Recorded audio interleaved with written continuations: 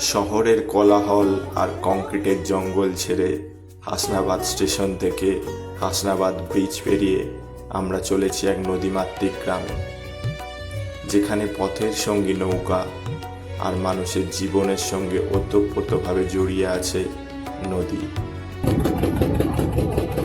চারিদিকে সবুজ প্রকৃতি আর জলের বিস্তীর্ণ আয়না। মনে হয় প্রকৃতি নিজের হাতে এঁকেছে এই ছবিটা। প্রথমেই চোখে পড়ল শিব মন্দির। শান্ত পরিবেশ, সবুজে ঘেরা চারপাশ, শহরের ব্যস্ততা থেকে যেন একেবারে অন্য এক জগতে এসে পড়েছি। জলের মাঝে সবুজের ফাঁকে ফাঁকে ফুটে থাকা ফুল যেন গ্রাম বাংলার সৌন্দর্যে আরো একটু রং ছড়িয়ে দিয়েছে। জীবন এখানে সহজ সরল।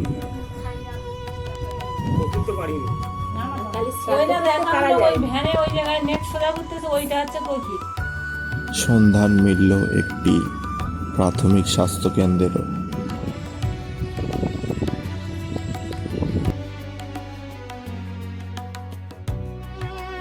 তবে এই সৌন্দর্যের পাশাপাশি রয়েছে এক গভীর বাস্তবতা, নদী ভাঙন।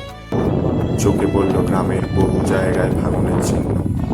দেখলাম সর্বপ্রাচীন হরি মন্দির। সময়ের স্রোতে যার অধিকাংশ জমি আজ চলে গেছে নদীর গর্ভে। নদী এখানে যেমন জীবন দিয়েছে, তেমন কেড়েও নিয়েছে অনেক কিছু।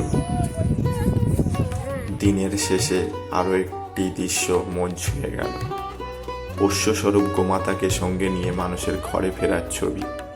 এখানে প্রকৃতি শুধু দেখার বিষয় নয়, মানুষের প্রতিদিনের জীবনেরই একটি অংশ।